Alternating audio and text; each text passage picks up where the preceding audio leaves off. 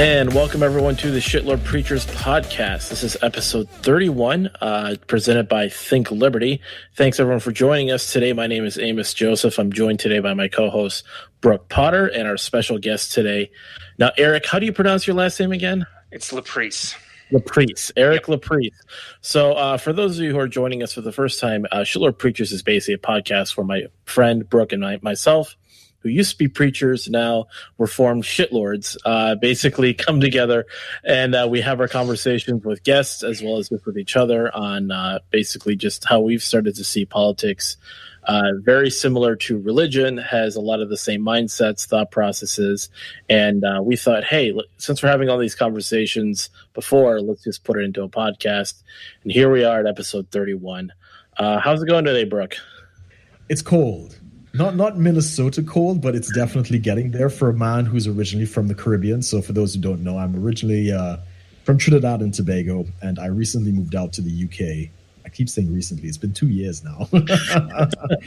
So I mean, you know, it's getting cold and wet, which is typical London weather, and it's really getting to me. But yeah, man, I'm always excited. 31 episodes. It's been pretty wild that we've actually kept this thing going this long.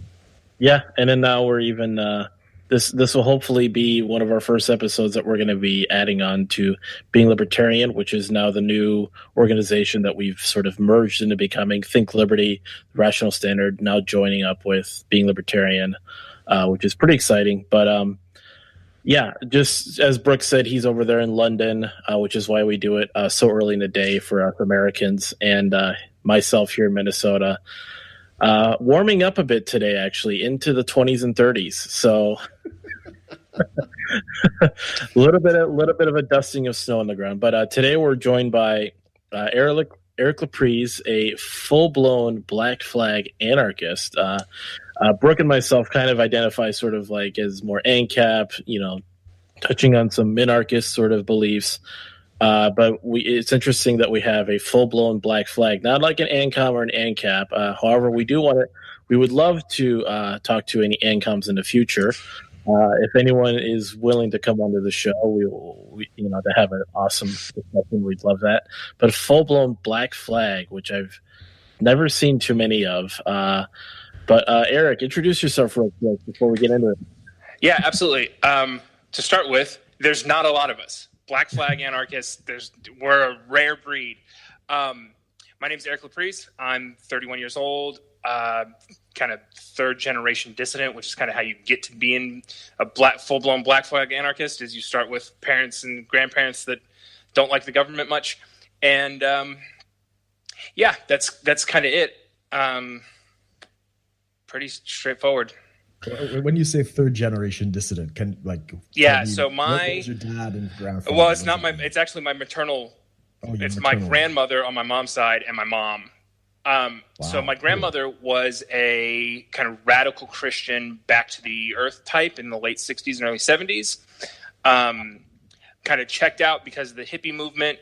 Didn't like the whole free drugs and sex and yada yada that came with the hippie stuff, because as you might imagine, radical Christian, like Assembly of God, no TV, no processed foods, living on a farm in Central Oregon, like, you know, it's hardcore. Really, yeah, hardcore. Not politically. Politically, she's kind of kind of call her a like Pat Buchanan, paleo con, pretty solid Bible belter at this point. Just a lot of it was just, not having the discourse of anarchy. It wasn't a thing that you found. The anarchists that you would have found in the late 60s and early 70s were, the ANCOM types, the black and red, and, bomb throwing, Weather Underground and SDS, and nobody wants any of that. So, right. Especially the radical Christian crowd, they didn't want pacifism doesn't exactly bode well with bombings. And then my mom went to school to be a teacher. She was an education major in college and decided she didn't want those people teaching her kids.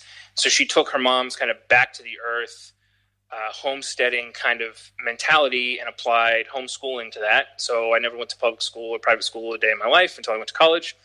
And So that's the second generation. And then you take the third generation and you find somebody who grew up like raising chickens, and even in like when we lived in suburbia, like we had chickens and ducks and rabbits and all kinds of weird stuff.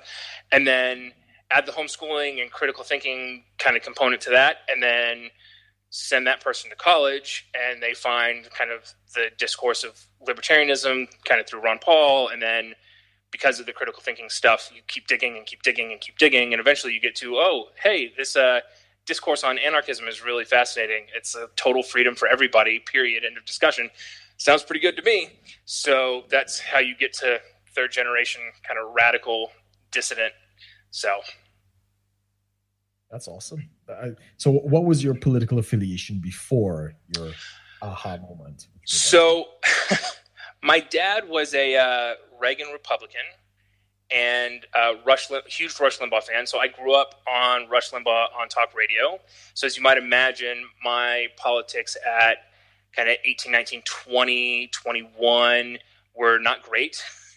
They were neocon in practicality without understanding what that actually meant. And it led to things like joining the military as a third generation radical dissident. Makes no sense whatsoever, but it kind of happened.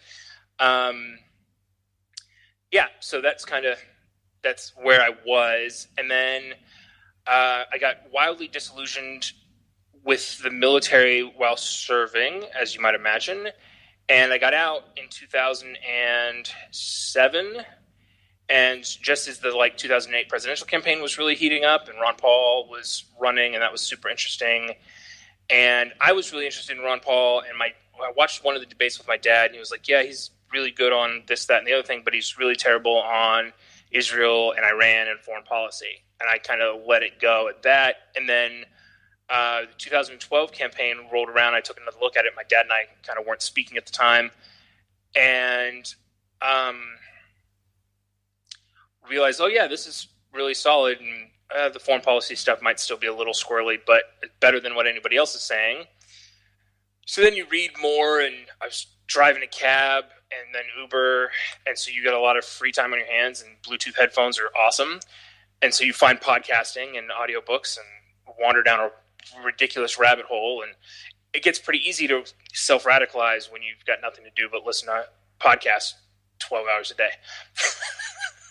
Self-radicalize, that's Yeah, it's not like I got recruited into anarchism, right? Like you said, there's not a whole lot of us, so getting recruited is kind of a problem. You get to that place on your own.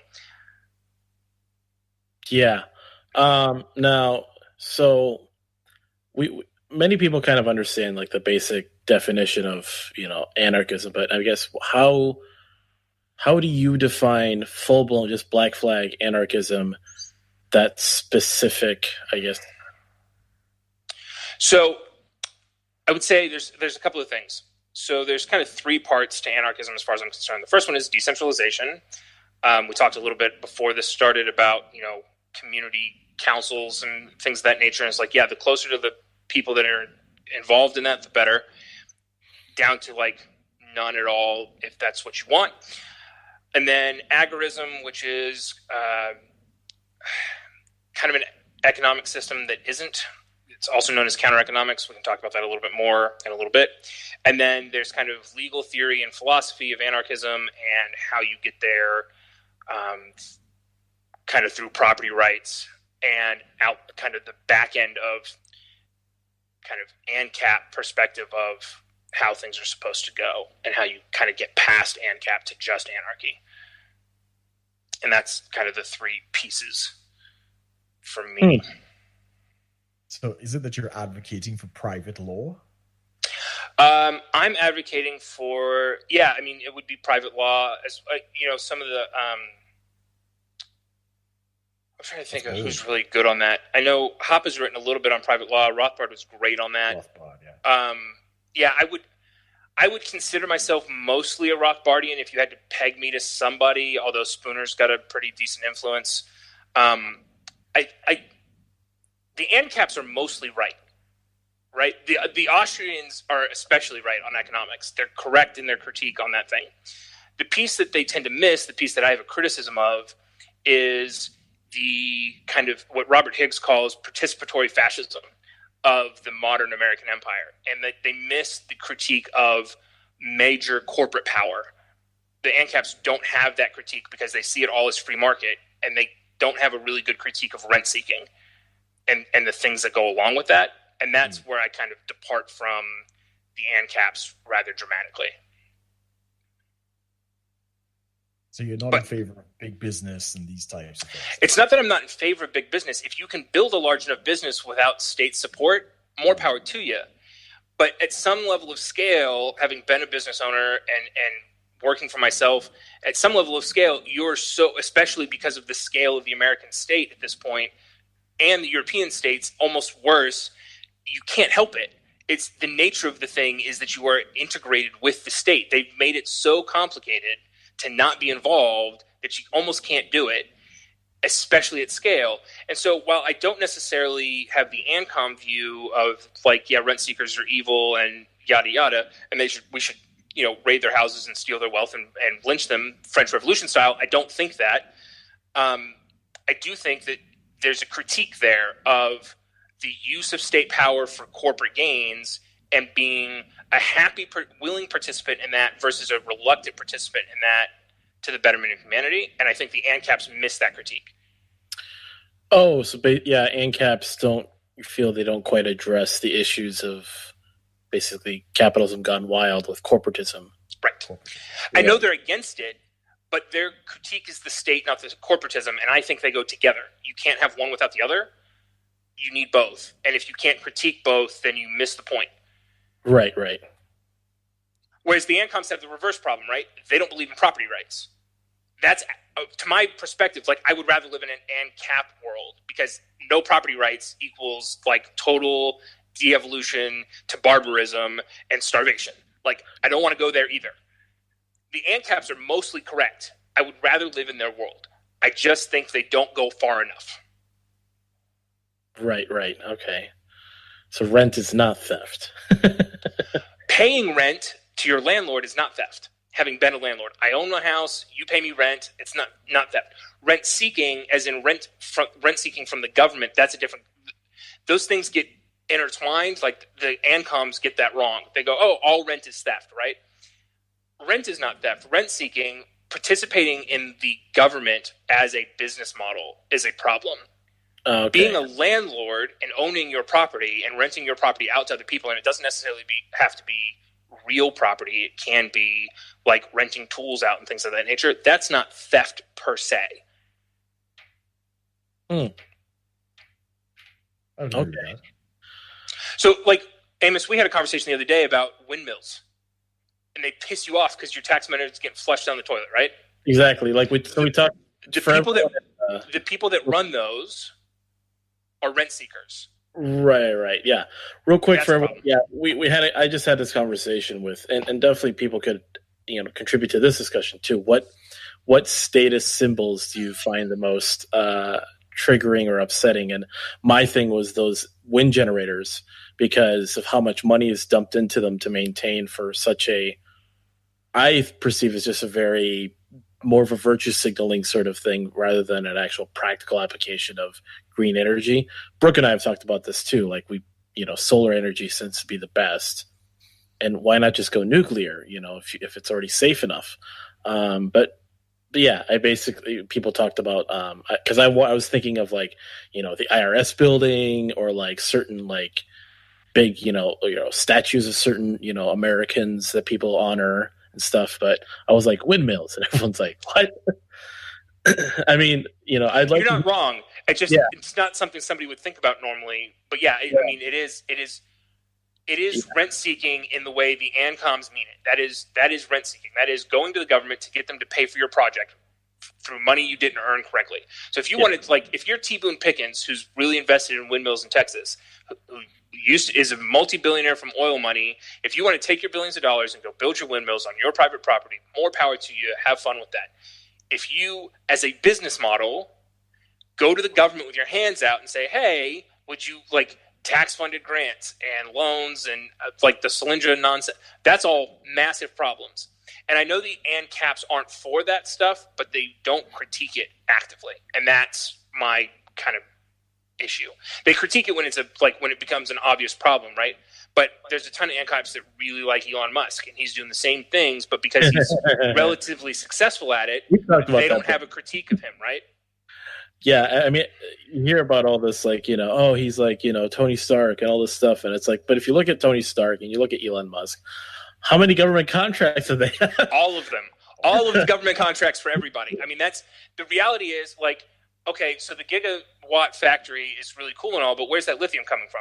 Oh, well, a lot of it's coming from Afghanistan, I guess, and places where, like, the American military is there propping up American industry so we can get mineral resources out of places that didn't want to sell them to us.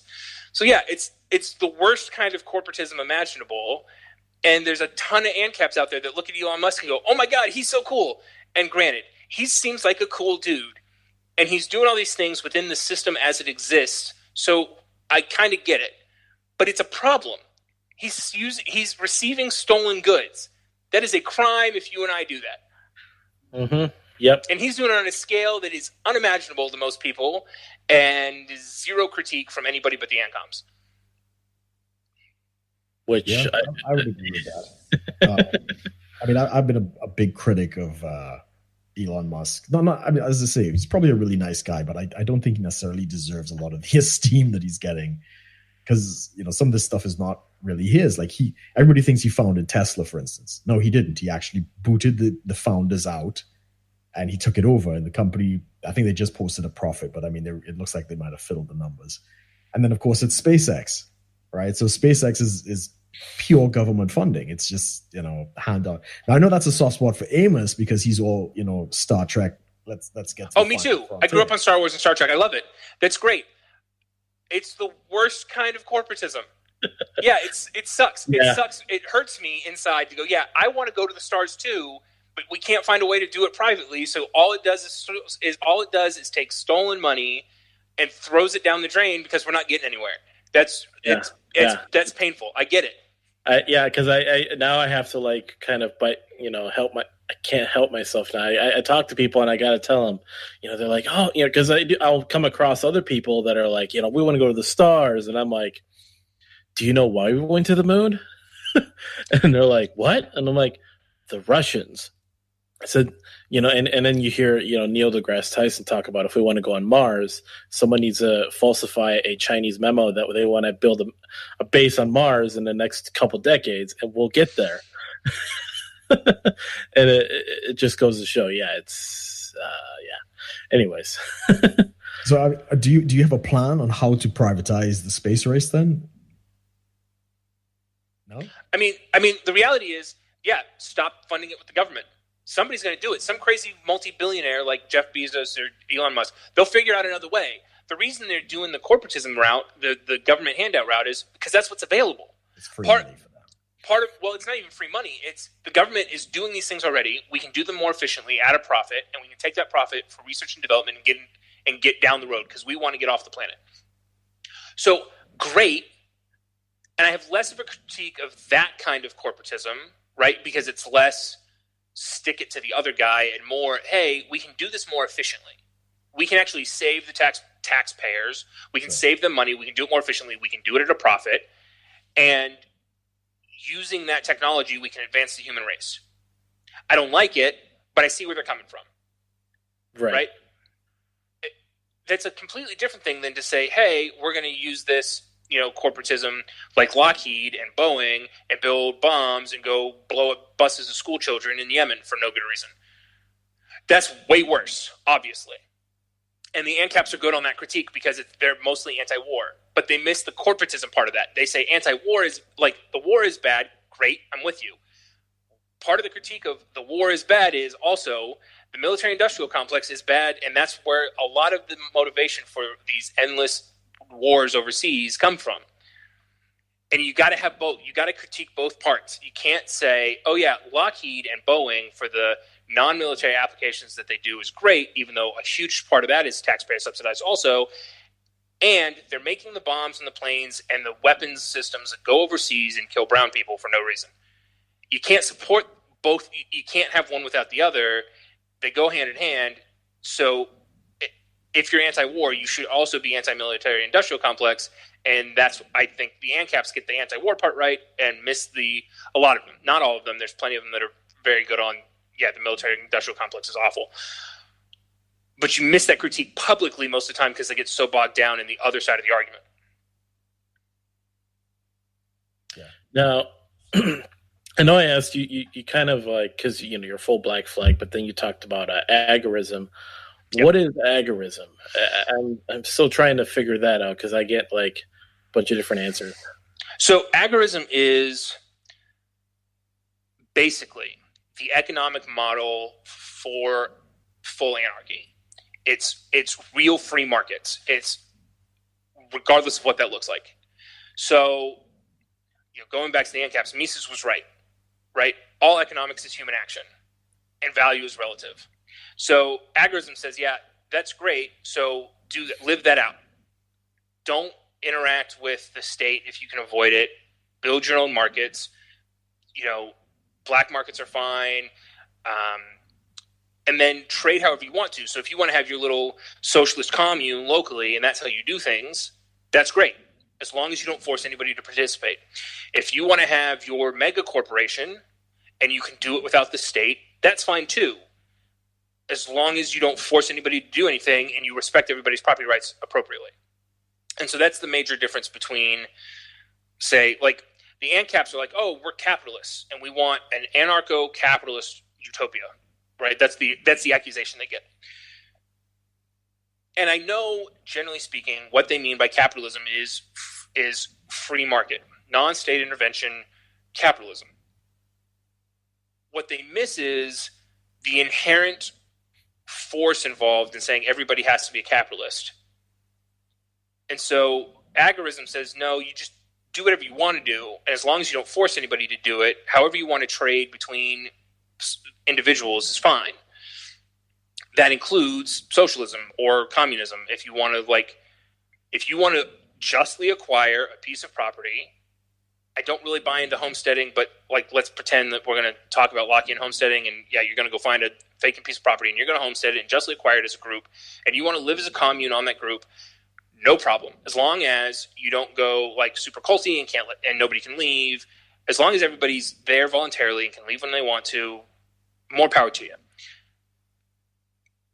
ANCAPism doesn't really allow for that very well. I think most ANCAPs in practice would allow for that, but their discourse doesn't talk about that directly. Agorism says, free markets, period, end of discussion. Because I know you kind of, a couple people kind of just basically point out that agorism is sort of, like you were stating at one point, the practical plan to achieve anarchy. Yeah, that's another piece of it. So we talked a little bit about kind of the three parts of anarchy that I see. I see kind of practical anarchy, kind of philosophical anarchy, and then kind of holding the Overton window, right? I've kind of got three pieces to that. The practical anarchy part is where agorism comes in. So I don't think anarchy as a legal system, as a world order, is practically achievable in my lifetime without a massive amount of pain for a lot of people. What I do think is I can work myself towards anarchism in my own life by choosing to do business with people that don't participate in state violence, that doing things that don't incur taxation, things of that nature. So, for example, buying from your local farmer in cash technically generates a tax occurrence, but much like cash tipping, the reporting on that's not great. How are they going to prove you did or didn't do something, right? And so I'm not telling anybody not to pay taxes. I'm saying, here's the cash, do what you want with it. We got to trade. Or I went and traded with you. Technically, I'm supposed to value that trade appropriately and claim it on my taxes. But, how do you report that? How do you prove I did or didn't do something? that's a way to move towards anarchism in your own day-to-day life from a practical standpoint, right? Philosophical anarchism, freedom for everybody, is a thing that is, I don't necessarily think is achievable in my lifetime, and I definitely don't think it's achievable under our existing kind of geopolitical structure, if that makes sense. Right. So that's the third piece. The third piece is holding the Overton window going, hey, I'm going to sit over here and plant my black flag in the ground and not budge. And hopefully I can help drag everybody else my direction.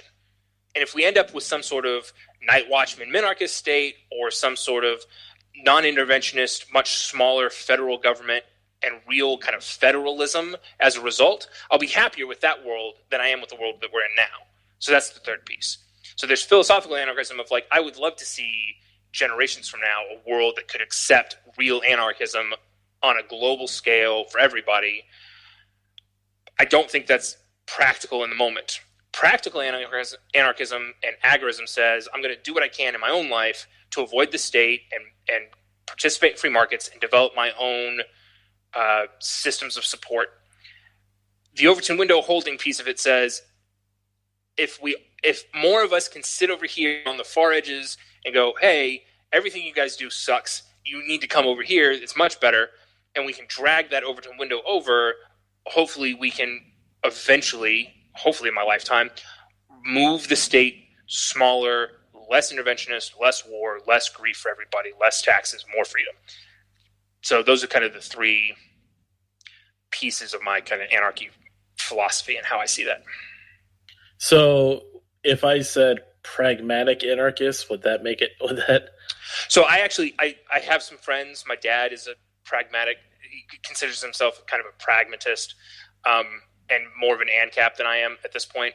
And so, yes, there's some level of pragmatism, right? Like, I'm not a sovereign citizen nut job, right? I'm not going to put my cardboard, free to travel, not license plate on my car, and not carry an ID, and then get arrested and do the Irwin Schiff thing of tax protesting and spending the better part of my life in jail and then dying in prison.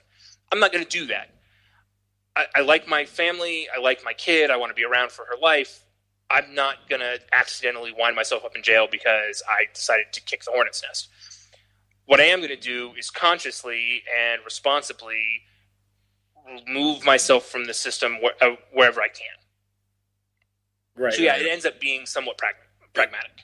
Because I've talked to, you hear about, I've talked to some, anarchists, ANCAPs and such, and they'll kind of just, I think we talked about, being a collapsitarian and they're just like, anarchy like today or tomorrow. And it's just like, right.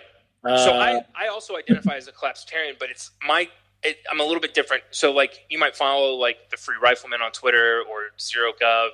Bill and Skip are like, if they could push the button to collapse the government tomorrow, they would totally do it. I can't quite bring myself to do that because a lot of people are going to die. Exactly.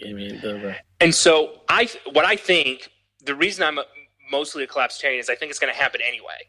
Like I think the debt and the military interventionism and the size and scale of the empire, that's how empires fall. They collapse. It's not a smooth decline. It's, generally speaking, ugly.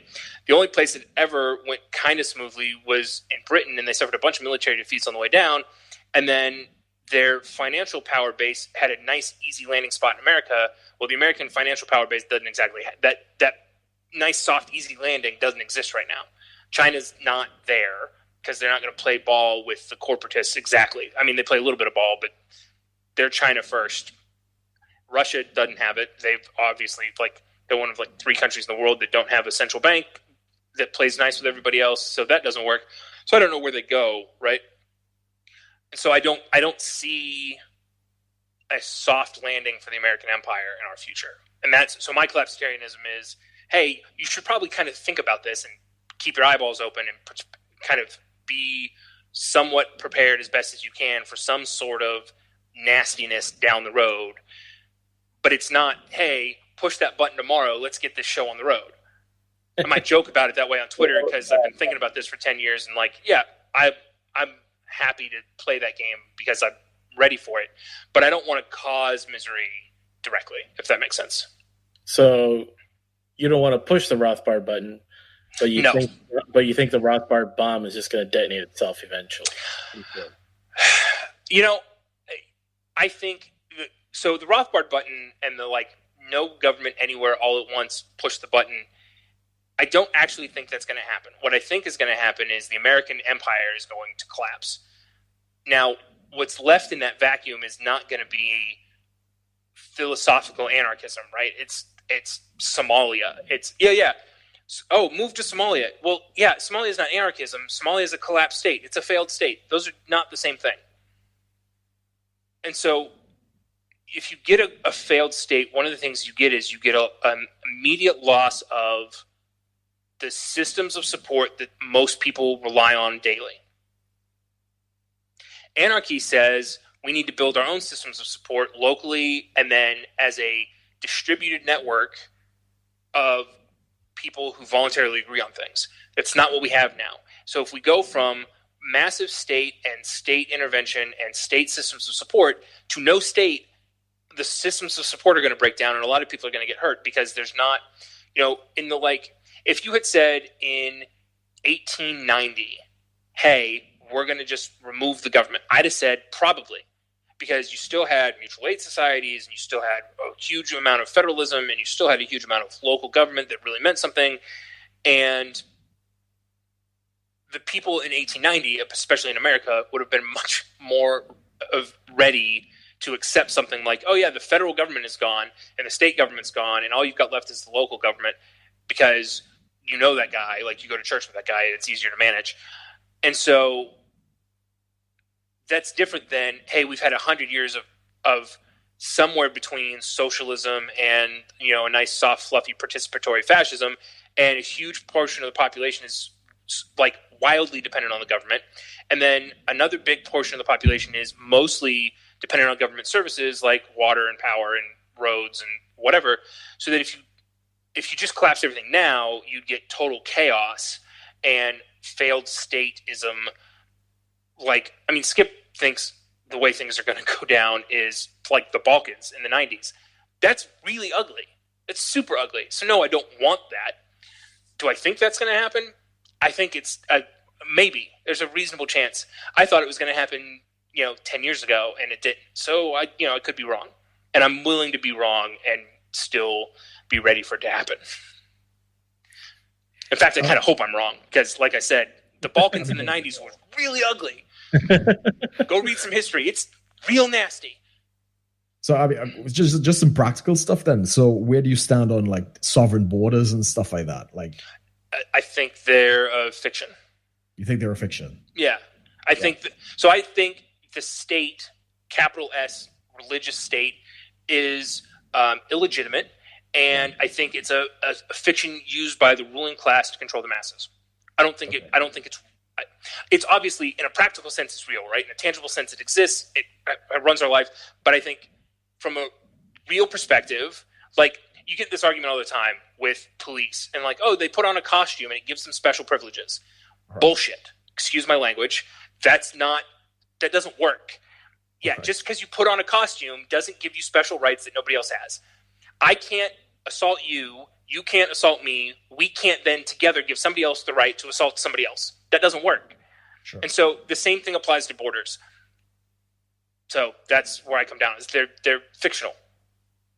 Okay. So in your future anarchist state, there are no borders. There's property rights. Yeah. Right? So if you're, as a town, as a property owners organization, want to say, hey, only certain people can live here, or you have to meet these criteria to buy property here, or whatever that looks like, that's fine. Mm-hmm. That's it. It's pretty simple. Restrictive covenants and deeds and those things, very, very practical, very easy to enforce, not a big deal. Borders as a state concept where we're just going to arbitrarily draw lines to say this is this state and this is this state. It didn't exist until the Peace of Westphalia, basically. Right. Well, there are a lot of people out there who probably don't have the best intentions for the U.S. as it is now. I mean, if the borders were to disappear, that's a different story. That's sure. that's back to the Rothbard button, right? That goes back to like, hey, would I make borders go away tomorrow? Right. So China would love that. China would like that. Russia would probably like that. Mexico would probably really like that. Yeah, Mexico would really like that. So yeah, I get the argument. There's a couple of pieces to that argument. The first one is the welfare state, and the second one is resources and so on. And democracy. And what? Well, this was a point I was making with Amos. If you import people with a different ideology, so if I will say the incoming population is not freedom-minded, they're going to reinstate some kind of state, of some kind of government. So this is why, I'm pro-border in that sense, is because you keep like-minded people together in order to, keep the ideology of freedom. If you just do away with that and China comes in, you get communism. You understand my principle? Yeah. Like I said, it's the Rothbard button argument. It's completely agree. Immediately obliterated today? Probably not. So much. It's lots of consequences, lots of unforeseen consequences, kind of a problem. Philosophically, open borders. But that part of that conversation, like with free trade and stuff, and for all of his faults, which are innumerable, Trump's kind of right about the trade thing, right? Yeah, free trade is better if there's a level playing field. Correct. But if the playing field is super skewed one way or the other, the person with the free trade perspective is going to get shafted. I don't like the borders, and I don't think the welfare state argument is a good one, because the way the welfare, not so much direct welfare, but the like emergency services, and they use the roads and they use the schools. That stuff is consumption tax based. So if you come here illegally, you're still paying ostensibly for your share of that piece of it. Now, I don't like the way that's funded, but I'm like, we had a Sarcasm and Liberty conversation about what taxes would you like and not. And consumption taxes are kind of the better way to go, because at least you have some chance to opt out. You have some chance to work your way around them. And ostensibly, they're paying directly for the services that you're paying the taxes for, right? Mm-hmm. So like in Texas, the gas tax is supposed to pay for the roads. It's a little bit fuzzier than that, but technically that's what it's supposed to do. So great. You drive on the roads. If you're driving on the roads, you're getting gas. You're getting gas and you're using the roads. You're paying the gas tax. You're paying for the roads. I'm good with that. It's not the system I'd like to see, because I think private ownership of those things would be a more efficient system. But I'm less inclined to destroy that piece of it than I am, like, say, income tax or property taxes, where it's direct theft or extortion. And so, so with the welfare state argument for borders is garbage. They come here, they pay the same consumption tax as everybody else does. Even if they're renting, their landlord's paying the property taxes for the school system or whatever else they're funding through property taxes. They're paying the gas tax, they're paying state sales taxes. They might not be paying state income taxes if you live in a state with income taxes, which the high level places where like lots of illegal immigrants are, Texas and Arizona, don't have state income taxes. So that's not really an issue. We're funding stuff other ways. California, it's a bigger problem, and they have their own Communist Republic of California issues. I don't even want to talk about how to solve that, because it's such a mess. Yeah, but a lot of those Californians are moving to Texas. Oh yeah, trust me. I'm in Austin, like dead center.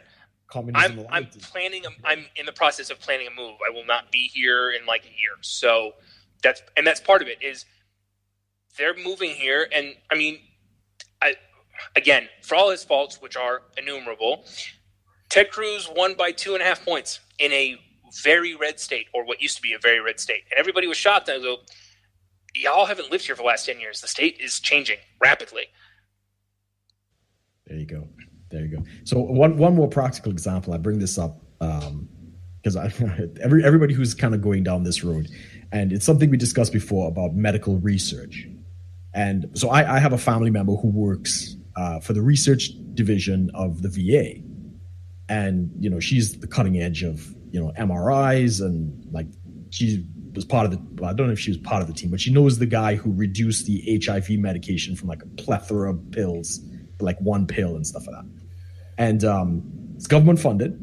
And she says, in the system that's existing now, the drug companies and the private system, there is no economic incentive for them to invent a cure for anything, because they want somebody hooked on a disease and they can give you a treatment to manage the symptoms rather than one pill, one thing, and it's gone. But she says in the research division of the VA, because every patient is basically a burden on their budget, they are incentivized to take these things and bring it to a cure, because they don't want to have people consistently on the VA system and stuff like that. So in your worldview, well, first of all, do you agree with that? And secondly, how would you address that in your worldview? So it's a tough one. Well, it's complicated, but relatively simple. So the incentives are wrong, and the question is then why? And the answer is because, especially in the U.S., the medical system is so screwed up because of government intervention that you pull one thread and you unweave, like, it's such a just giant jumble of, oh, we had this law 100 years ago that counteracts this law from 20 years ago, and they don't play well together. So you've got all this mess of regulatory nonsense that makes it super complicated. The other piece, especially with the insurance companies, and they're the ones paying for, quote unquote, the medicine that's not a cure, right? If you had actual free market health insurance and actual free market medicine, you would get people paying what things were actually worth. If you've got people paying for things that are actually worth it, you don't get the insurance company going, oh yeah, you pay $400 a month and you're subsidized by all these other healthy people, and we'll just keep paying for your pills forever. That doesn't exist because they don't have the budget for it, right? It's a free market. You're going to pay for. Eventually, you run out of other people's money. You don't get to subsidize everybody. So that fixes the incentive problem. That's really what it comes down to. A huge chunk of it is the incentives are so backwards with government subsidized medicine that you're right, that your relative is right, that the quote unquote free market, or what looks like private healthcare in the modern world that isn't actually private, is super screwed up. Now, if you have a government mandate like the VA does to fix things and you've got a fixed budget and you don't have you can't go get new clients for the insurance company, right? For the VA. Right. So you only have so much money. Guess what that does? That fixes the incentive problem. That's exactly the point. If health insurance couldn't just go get new clients to subsidize the people that are sick to keep paying for the medicine forever, if that racket didn't exist, the incentives would be fixed. Well, that racket exists because of the government. That's the point. The insurance cabal that exists in the U.S. now exists because of government regulation. The insurance companies went to Washington and you can't sell policies across state line, and there's all these anti-competitive things across the board that don't make any sense, and it's all regulatory capture. So it's not the government per se that did it; it's corporatism, right? It's the insurance companies went to the state and said, "Hey, make these rules for us so that we can hold market share and hold all these people captive, and then raise premiums over time." So yeah, we need you to continue to pay for your increased insurance. And one of the ways we do that is, if you went and paid for this pill, it would be way more expensive for whatever reason, because you can't import it from Canada and you can't import it from Mexico and all these other things. So there's not a free market in healthcare. That's my argument.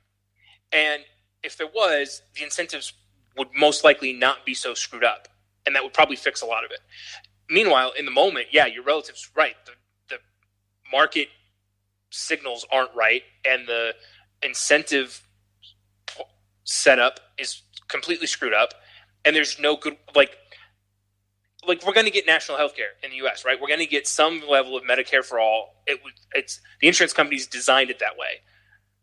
The ACA was designed to be so bad that eventually we were going to get Medicare for everybody, and then some level of private insurance would be allowed on top of that. So if you can afford it, you'll be able to get private insurance on top of the Medicare for everybody. But what that means is the private insurance companies are going to be able to dump all the dead weight off of their rolls onto Medicare. That was the idea. They had to sell it somehow. And the way you do that is, oh, yeah, we're going to do this ACA thing, and it's going to be way worse than what you had before, and you were pissed about what you had before. So the only answer is the government's going to step in and fix it, and it's going to be better than it is now, but it's not going to be ideal. And if you want really good treatment, you're still going to have to pay out of pocket. So you're going to get a tiered kind of class system of insurance in the U.S., which is not great.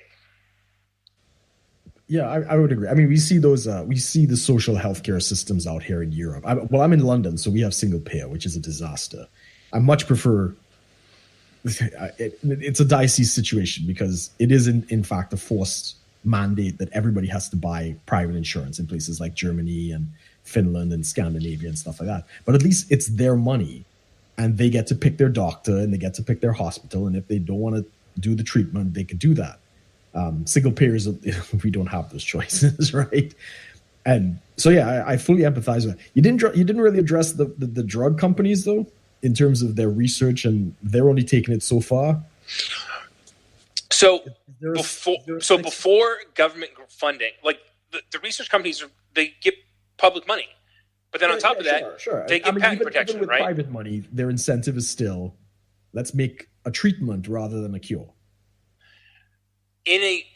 Yes, sort of. In the patent protected market, yes, because they make a treatment and it's patented and you can't see the research, so you can't go in and go, oh, well, if we tweak this molecule, now there's a cure and their pill goes away. Right. So I don't believe in IP.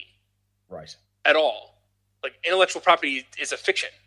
It's not real. It's a state enforced monopoly. And so if you don't have monopoly forces, if you don't have a state protected patent to protect that pill, now you're going to ask me, well, where's the incentive to develop new stuff? We'll get there. But the competition part of that fixes hey, there's a treatment and not a cure, right? Because the competitor is going to go, I'm going to stick it to you. Here's the cure.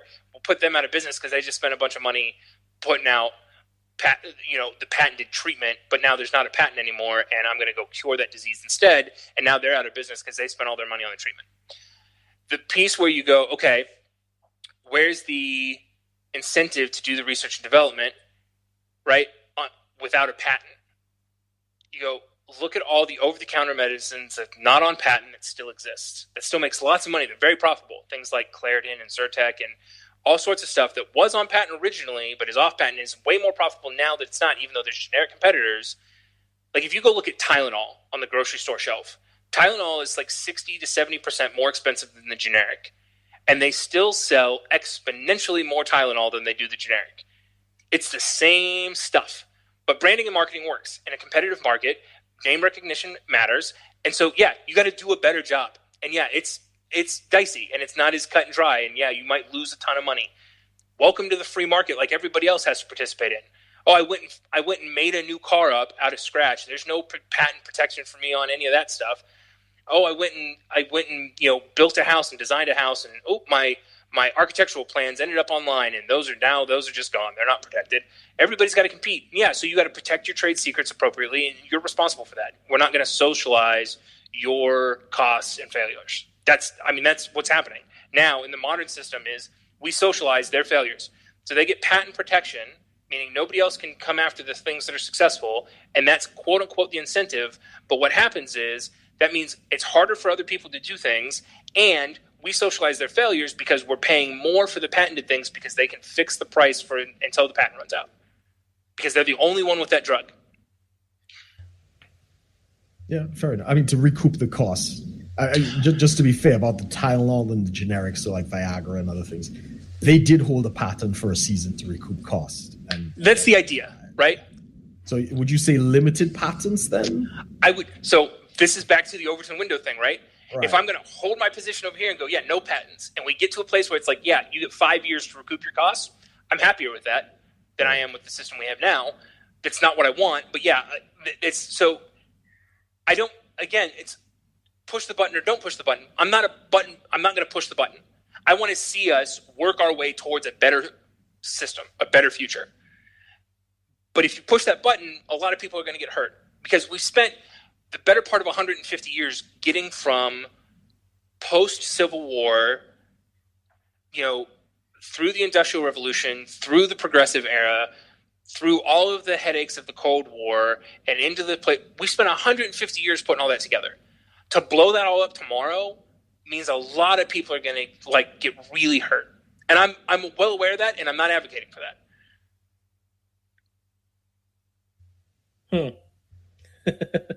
Now, I've definitely touched on this one before, and it tends to be something that keeps coming up, and I'm starting to question whether or not I really would. So I want a different perspective on this. Welfare and private charities. Are people, given that there's no taxation, do you believe in my world? In this world, yeah. Given that there's no taxation in this new world, are people really going to be generous? So you can look at the mutual aid societies and things of that nature pre-1900s in America, and that was how most things were handled. There weren't, there was no welfare. There was your family took care of you. You had multi-generational living. You lived close to your family so they could help you out. And then, you had a lot of charity. And I think a huge chunk of that's been undone with the dissolution of the church and kind of the church structures for all its faults.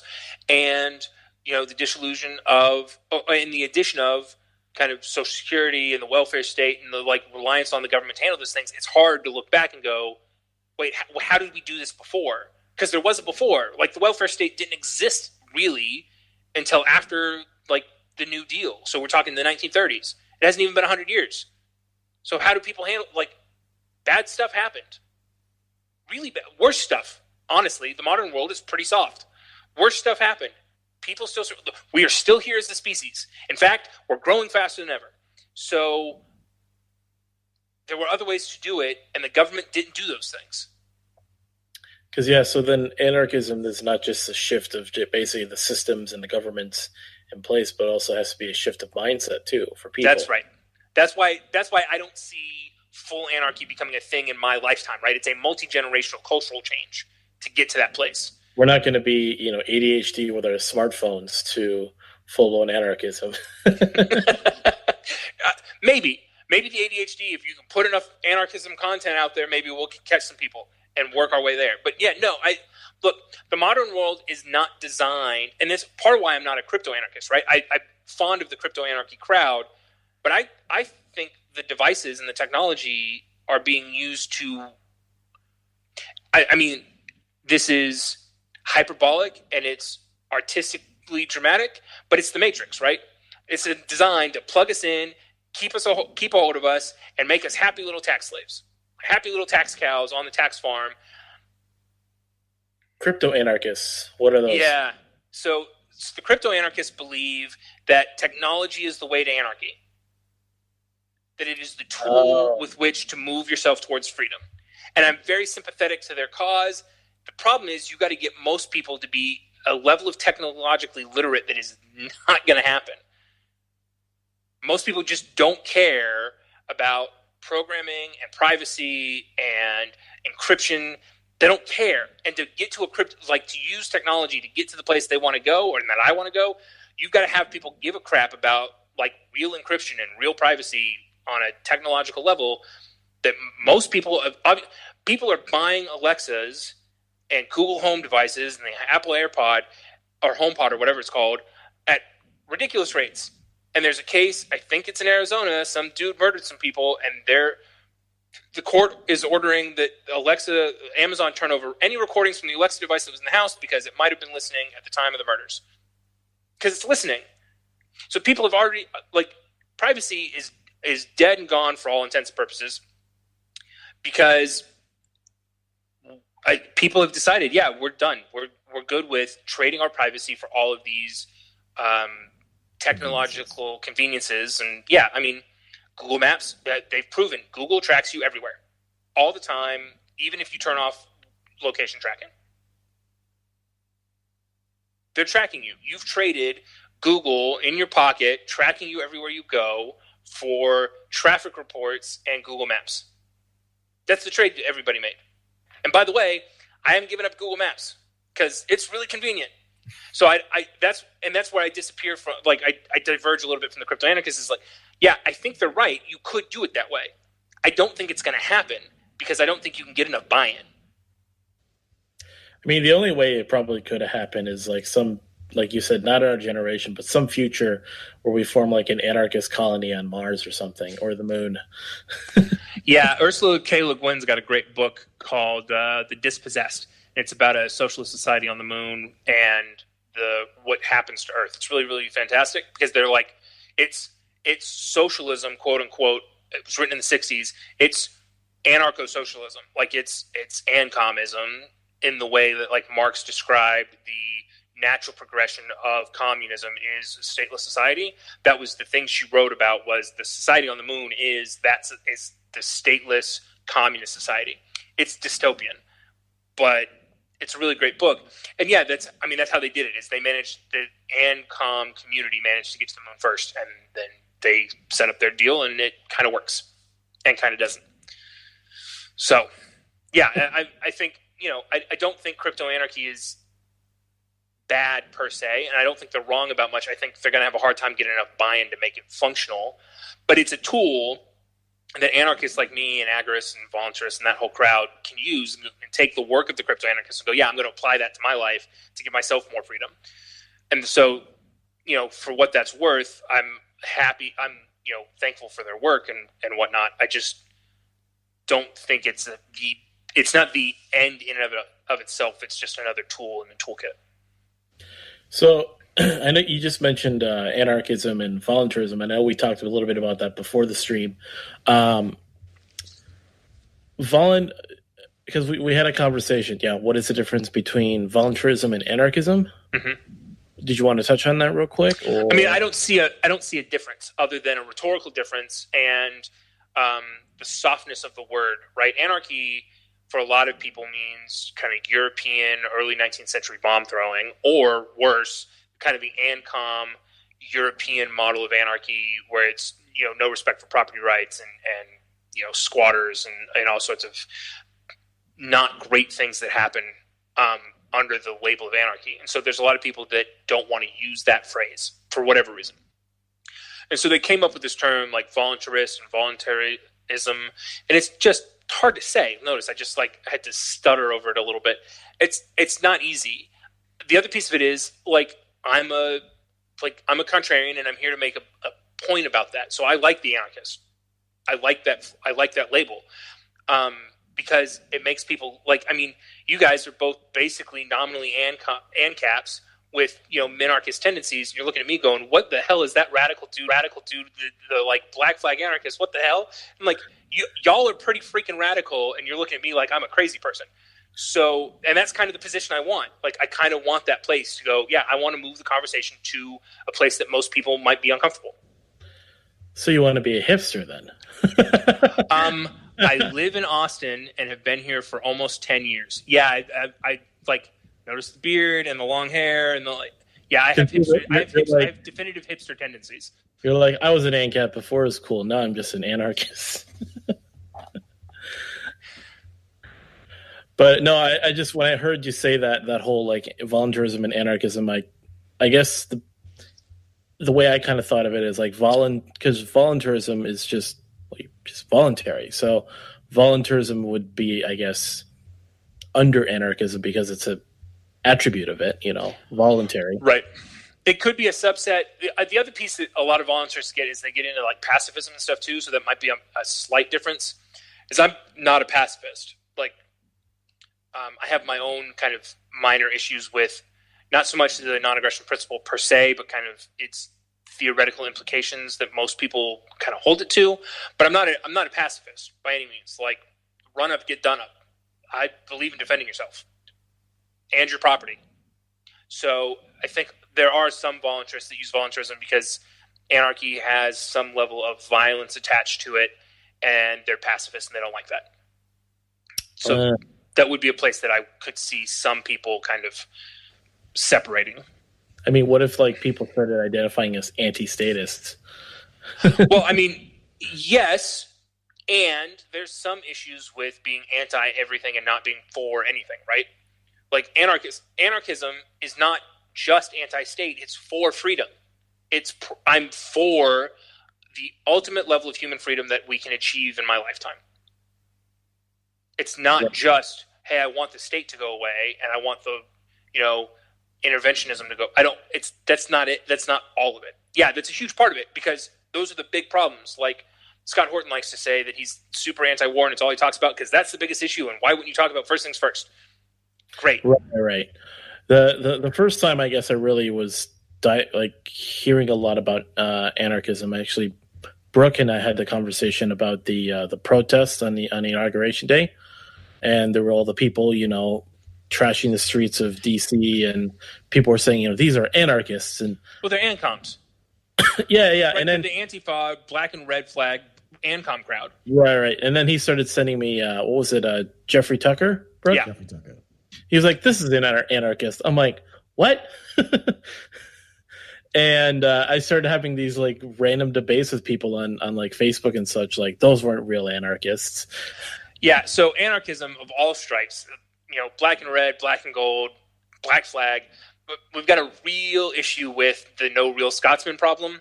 Like, you're not an anarchist. I'm an anarchist. And it's really bad in the ANCAP crowd and the libertarian crowd. Like, it's really bad over there. Because the ANCOMs, like, if you're even remotely socialist, they're like, yeah, come join us. Like, we need more people because we want to go in the streets and we want to cause some, we want to tear some stuff up. And so they're a little bit less bad about, but they're bad about the anarchy part of it because they want to own that word. The ANCOMs and the ANCAPs and no. So that's why I'm really clear about specifying ANCOM, ANCAP, and no, I'm not either of those. I'm an anarchist because they want to fight about that stuff. And I'm like, no, if you believe in freedom, even if you don't see a way to get there, right?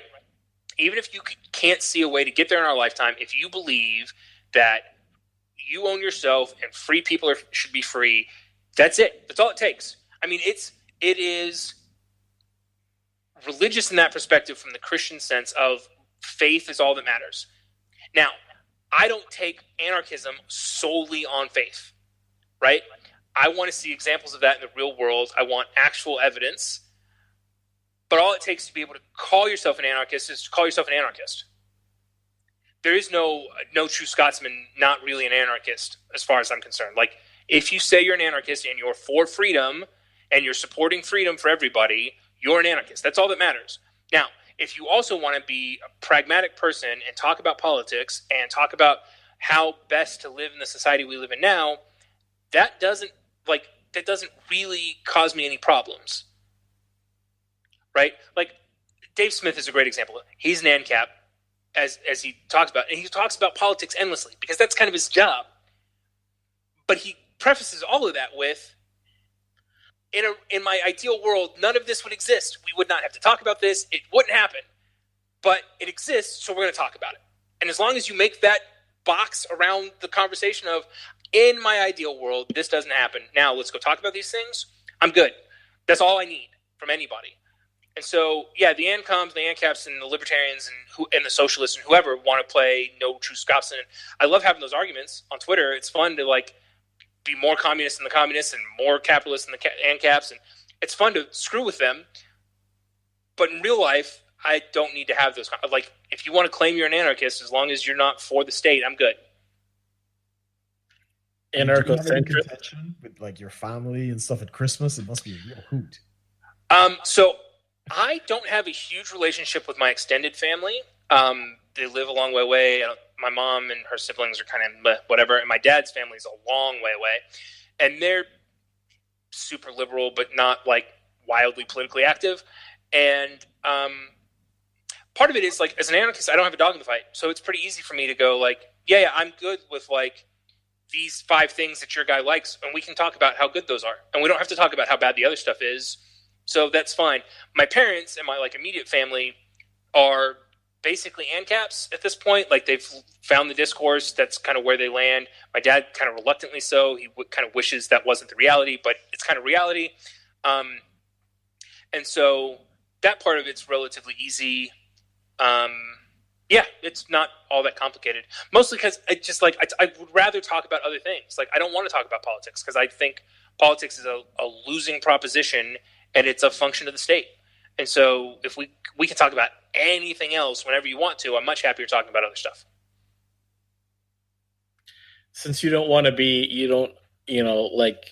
you have critiques of both ANCAPs and ANCOMs, wouldn't you just be like an anarcho-centrist? So Jeremiah Harding has this term called anarcho-coalitionism. It's my banner on Twitter and on YouTube. So if you go look at my profiles, it's anarcho-coalitionism. And that's, I like use those as my banners because I agree with him. The tagline is, apart we fail, together we win. Like, yeah, I want to be free to leave you alone. Like, I want to be left alone to leave you alone. But that doesn't mean if you need help, you shouldn't say something and I won't come help you. Because that's how you get to anarchism. Like, we have to be willing to do the things the state does without asking the state, which means we got to be willing to help each other and work together and build the things we want to see. So it's not so much anarcho-centrism as it is anarcho-coalitionism. So when the ANCOMs are right about, like, yeah, the major global corporations are horrid rent seekers, yeah, they are, and I'll support you on that. And the ANCAPs are correct that, like, the war complex and the Federal Reserve and all the loose monetary policy and all this crap, good. I'm happy to support you on all that stuff too. No problem. I mean, it's back to the Rothbardian question, right? Like, Rothbard is notorious for having, in the same decade, programs with both, like, I think the KKK at one point, but also, like, Maoist communists. Like, he was the granddaddy of let's form a coalition and try to get towards freedom, right? So, yeah, I mean, mostly I identify as a Rothbardian on a practical sense. Yeah, he's a good source of information. I like a lot of his writing as well. I mean, you're looking at two people who went through the whole Mises. I can't remember what it was called, like the Mises Institute or whatever. Yeah, the online course and stuff like that. So yeah, I mean, and what I like about the Mises Institute is they are trying to answer these practical questions about anarchy and why do we have the state and stuff like that. So I greatly respect that. But I mean, so who were the major influences in your life? So you already talked about Ron Paul and through your dad, and you talk about Rothbard. Was there any yeah, at one point, it just went off? Yeah, it's funny. So I backed into kind of liberty and specifically anarchism, like, totally backwards.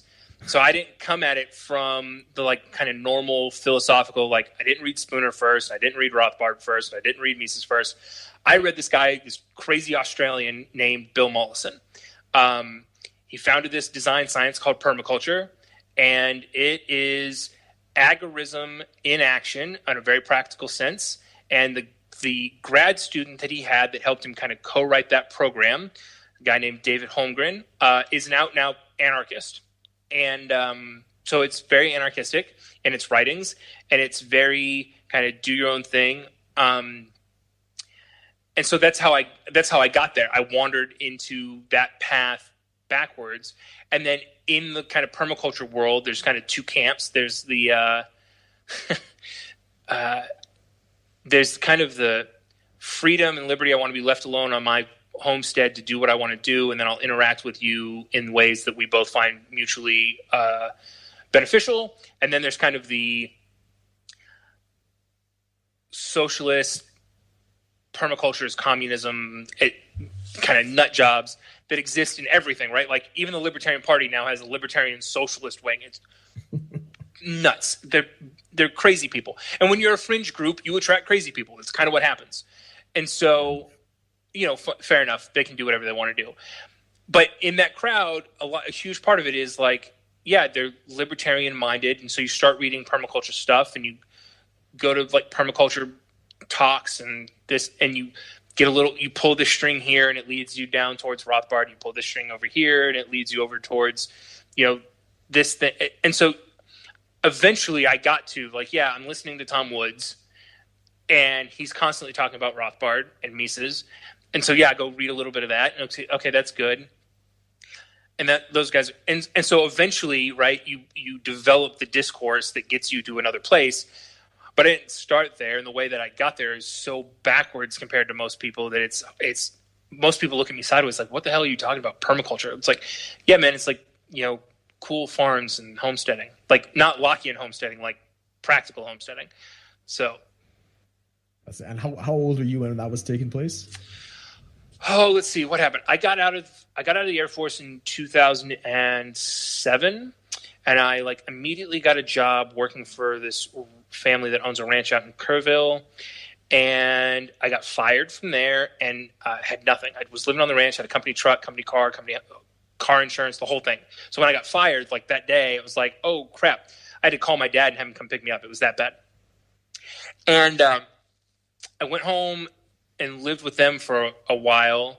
And in October of 2008, the market crashed. And I thought I was watching Black Friday 1929.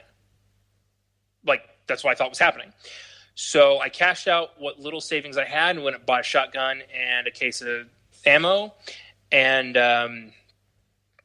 went home. And my mom, I found this thing. It's still online. I think they're charging for it now. It's called The Crash Course by Chris Martinson. I think he's charging for it now.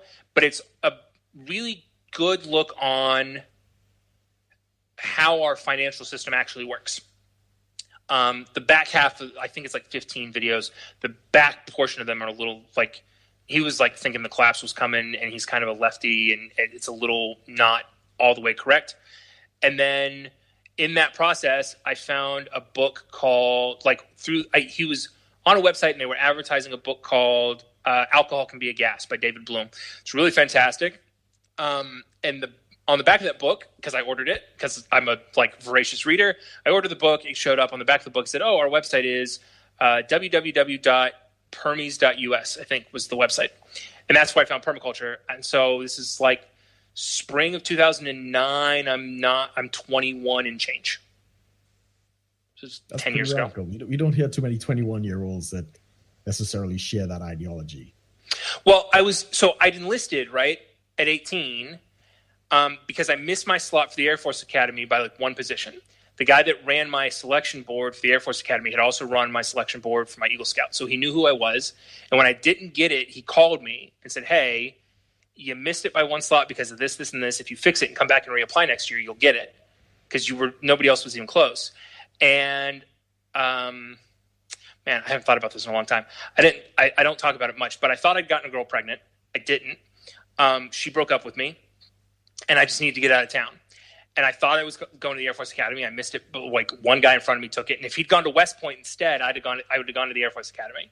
But I didn't apply for West Point. I applied for the Air Force Academy and missed it. And so I enlisted.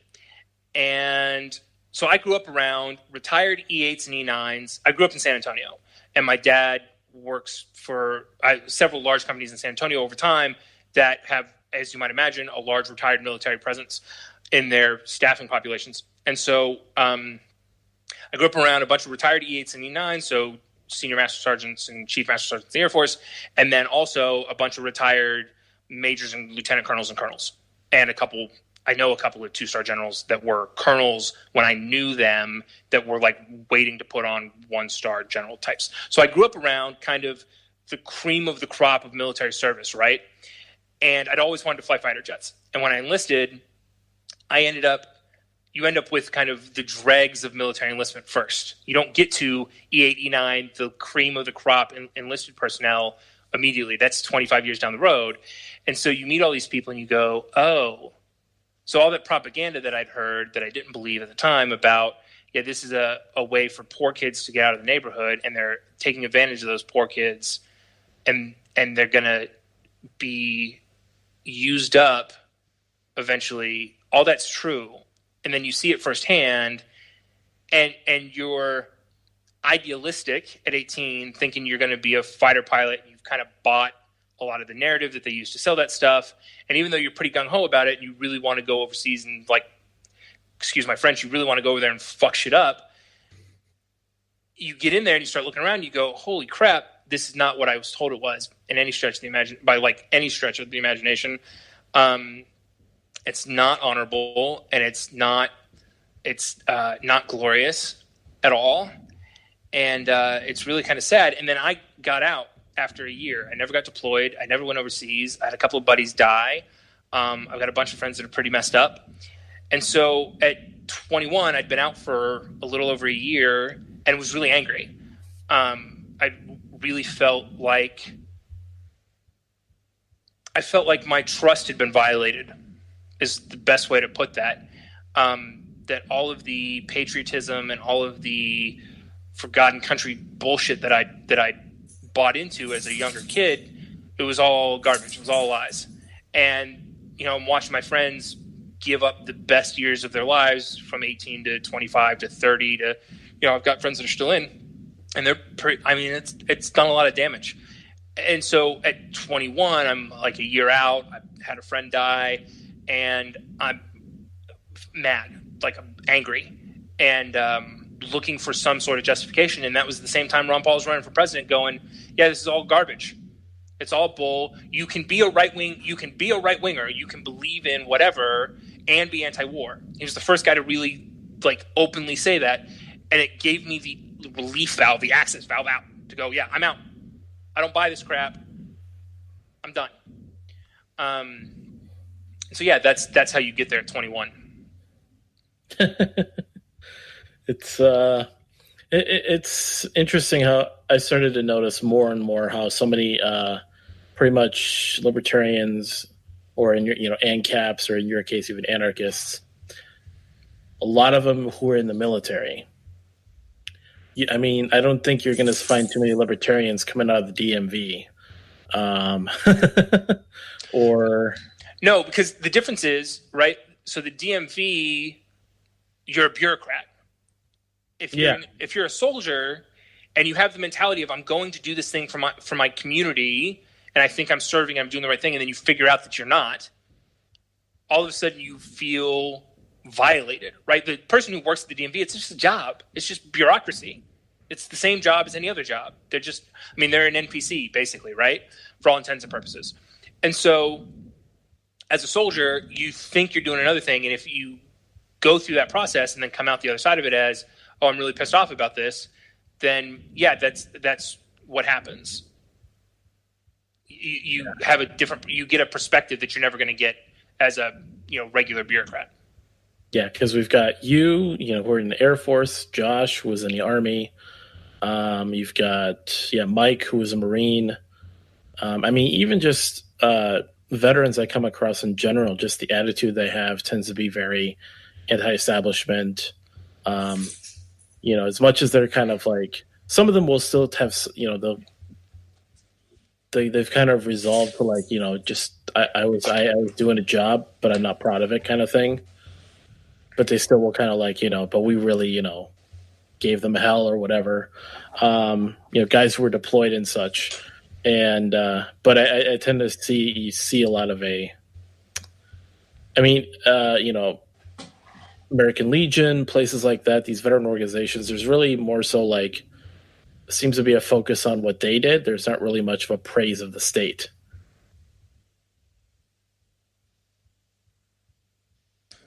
Yeah, for sure. That's they're not. They're not. They're saluting the flag. They're more saluting the ideals and the principles. You don't really say, we did a right thing or whatever. They're more so each other. If that makes any sense. So you're seeing. I don't know if am I making sense on that? Yeah. So, I mentioned earlier that Scott Horton likes to talk about anti-war first because it's the biggest issue. Well, if you're a vet, you've seen the worst part of government up close and personal. That's what and so if you've got any intellectual curiosity after that, and you start looking at why is this so bad, eventually you either become just super anti-war, and I know a couple of guys that became super anti-war lefties after getting out, or you become super anti-war the other direction, because you have to figure out how to justify what the state is doing in your name. That's the thing that goes off in your head. It's this.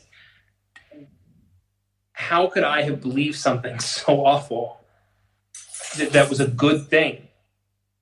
And the answer is because the entire system is set up to get you to believe that. And so eventually, if you dig deep enough, you're going to figure out, you got lied to and you got used, and the system is designed to do that to you. That's crazy. It's... down to the church, right? part of the reason I left the church was, hey, Veterans Day, everybody stand up, salute the flag, and and it's like, how do you justify killing people overseas and sending your sons and daughters to die in some godforsaken desert, and then wrap it in the flag and preach it from the pulpit? And it's a horrendous atrocity. And so if you grew up in that culture the way I did, and you bought all those lessons, and then you go and you enlist and you do the things you're supposed to do, and it all backfires on you, and it all looks like garbage from the inside, you go, what the heck? Like none of the veterans that I know want you to recognize the fact that they served. They don't want to be thanked for their service. They don't want to be, they don't want the free food on Veterans Day. They don't want any of that crap because they're not proud of it for the most part. They might be proud of the things they individually did and the fact that they survived, but they look at the service overall and they look at what's being done in their name and they go, I cannot believe I voluntarily signed up to do this horrendous thing. I don't want you to thank me. I'm not some hero. Me in particular, I didn't go overseas at all. I signed up to do it. The risk was there. I managed to, I got out ahead of time.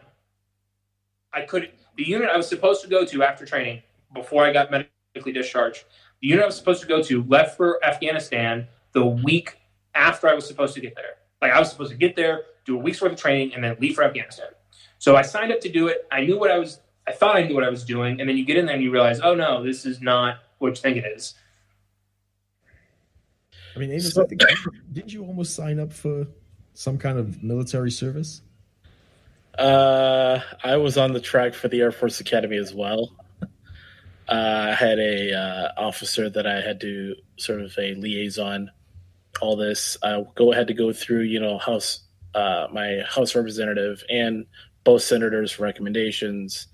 Then that didn't go through, so I backtracked onto doing ROTC. That didn't work out. Then I went into ministry, Brooke. And then you left that too. Exactly. Real quick, I just remember, as you were talking about that, you talked about how a lot of veterans don't want to be recognized. They don't want to really bring up that they served.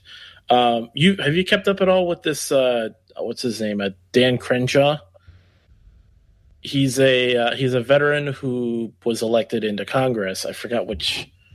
So basically, he became he wears an eye patch because he had an eye. Okay, yeah. I didn't recognize the name. Now that you say the eye patch, yes. Okay, a little bit of that. So there was a whole thing with Saturday Night Live. Pete Davidson said something, and then he actually went on recently to apologize, which I thought was pretty good. I thought it was cool. One thing he said in there, the whole never forget thing. What are your thoughts on that? He sort of said instead of saying thank you for your service, say never forget the people that sacrifice themselves. Never forget in general, just so kind of honoring the memory of those instead of saying thanking people for service, which has become kind of cliche. So there's two parts. It depends on how you mean that, right? If it's never forget, make them saints and put them on pedestals, you're turning the thing that I would accuse the war state of being into the thing that I accuse. You're fully admitting the war state is a religion, and we have to make saints out of the fallen heroes so that we can send more young men and women to die in the name of the empire.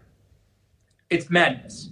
Now, if you're saying never forget and use it as a lesson so we don't do this stupid shit anymore, okay, I can kind of see that. I would rather people just forgot and we went home. But I get the point. So it depends on which way you mean it. Yeah, because you do see the hero worship is definitely a bit of a problem. On one hand, these are, good, they are made into good guys, I think, as a matter of their training. But at what they, just my opinion. But what they do is the thing that really messes them up. I mean, you go through your training, you're disciplined in all this, and they become, upstanding kind of guys. But then as soon as they pull that trigger and take out a few people, then it completely changes. And then it's their, and then, I mean, like you said, none of them are really proud of what they do. I mean, yeah. A lot of them are proud of what they're doing while they're doing it. They don't realize until after. Because it's like any other thing, right? When you're in it, and it's what you do all day, and it's what the people around you are doing all day, and you're being told from the outside and from your superiors that you're doing, you're doing the God of America's work. It's hard to realize how bad. There's not a whole lot of guys that are on active duty, like Danny Surgeon, who's like, yeah, this is garbage. We're doing terrible things at a ridiculous cost for what purpose? None. There's not a lot of guys like that. And even if they notice during, a lot of guys get stuck. They've got a family to support. They don't have marketable skill sets, and they don't see a way to leave the military easily. And so even though they realize, yeah, it's awful, and it should not be abolished, they're just going to treat it like a job until they get to 20 years and retire, or until their next enlistment's up and they're out regardless. I know a lot of guys like that just put their head down and got through their service, even though they knew what they were doing was awful. Yeah, I was rewatching actually Punisher on Netflix. And I realized it's not just some, comic book TV show, but it's actually really addresses a lot of the different types of people in military, the PTSD, and you kind of see like, Frank Castle is kind of this weird character that is so into what he's done that he somehow knows he knows killing is wrong, but he's so used to doing it. It's like every person he kills, there's a struggle almost.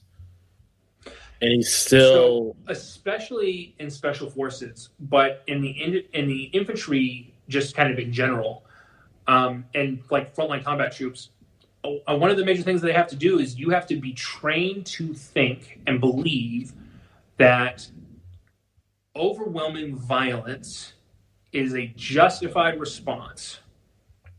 Right. And you see him like coming into conflict with that idea, like, because he starts to realize he was killing wrong people, but then he's like killing all the right people to undo that, but still killing, and it's just like he's torn. Yeah, it's a vicious cycle that he's torn in, which I think adds more to the story than just the whole just the comic book aspect of it. And of course, it's everything, right? Right. And then of course you see in the show, you see the different kinds of veterans he comes across. Mm-hmm. The people who, because you hear about like the different kinds of guys in the military. Why do they join the military? You have like patriotism, you have money issues, and then you have college and stuff. And then you have guys that literally want illegally justifiable means to kill people. They want to actually do that. And you see him come across all these different people and how he can relate to a lot of them. He related to that one guy that was running sort of the VA support, the veterans support group. And he's like, he gets where he's coming from, but he doesn't quite agree. He sees the kid that wanted to kill everyone, doesn't quite agree. Spoiler alert for everyone, by the way, since I'm already doing this. It's been out for 3 years. Like, if you haven't watched it, tough. Yeah, and so you see the different aspects he comes across. You come across, that best buddy of his who's a private contractor, and kind of sees where he's coming from.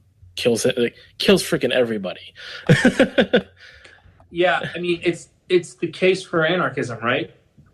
Well, I mean, in that case, what is the defense strategy? Like, how do you, as a community, protect? The community. Is there a plan? Is it like the Switzerland model, where everybody's armed and everybody's just like a militia style? What would you say, just to kind of bring it all full circle? So, I mean, that depends on the community, right? It depends on what you want to do. as long as you privately fund it, as long as you're not putting guns to people's heads, like mob-style extortion like we have now, I'm good with whatever you want to do. So if you think, yeah, a militia-style, distributed network of responsive adults with weapons is the way to go, fine.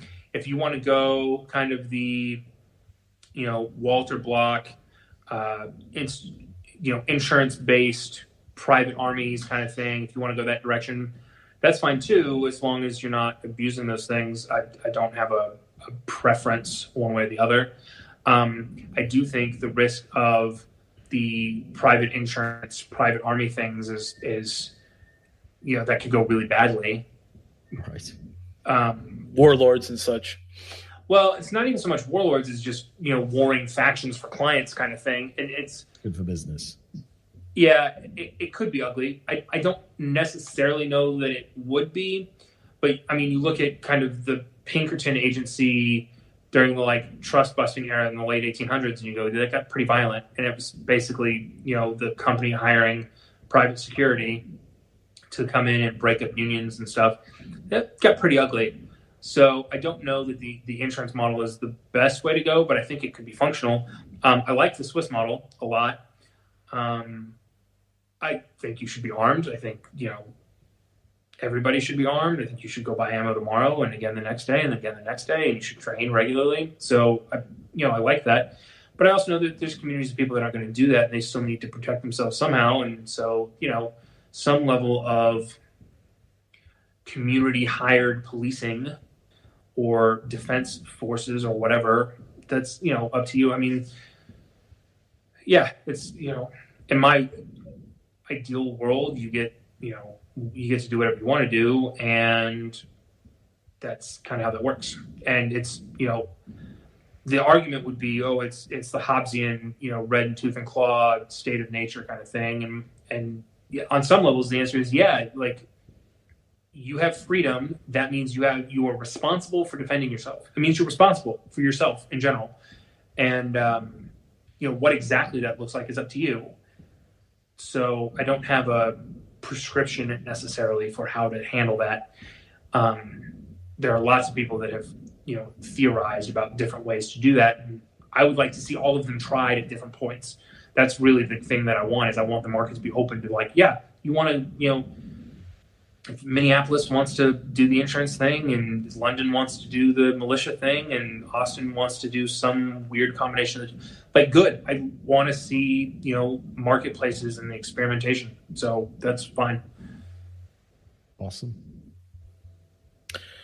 Well, anything you wanted to add, Brook? No, I just say, man, you've been a fantastic guest with this thing. I really appreciate you clarifying your positions and stuff. Would have been great if we had more time. I've got so many concepts, I could have bounced off you, but maybe some other time. I'm happy to do it again. Awesome. Oh yeah, definitely got to bring him back at some point. But anything you wanted to just throw in at the very end here, Eric, about anarchism? Your last little and how to get in touch with you. It's the only way to be. Anarchy is the only way to be. It's the only way out. Everything else is some level of the dichotomy. Anarchy is the only way out. And you can get in touch with me on Twitter and theoretically on YouTube. I'm sure Amos will link to my Twitter. And yeah.